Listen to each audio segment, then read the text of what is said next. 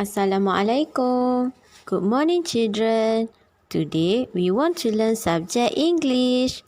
Our topic for today is about animal sound. Animal sound.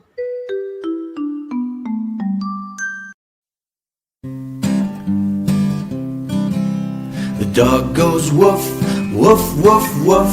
The cow goes moo, moo, moo, moo. The duck goes quack, quack, quack, quack. And the owl says tweet, tweet.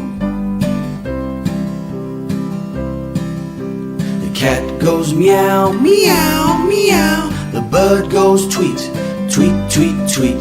The pig goes oink, oink, oink, oink. And the little mouse says squeak, squeak, squeak, squeak, squeak, squeak. These are the sounds that the animals make. The dog goes woof, woof, woof, woof. The cow goes moo, moo, moo, moo. The duck goes quack, quack, quack, quack. And the owl says tweet, tweet. The cat goes meow, meow, meow. The bird goes tweet, tweet, tweet, tweet. The pig goes oink, oink, oink, oink. And the little mouse says squeak, squeak, squeak, squeak, squeak, squeak.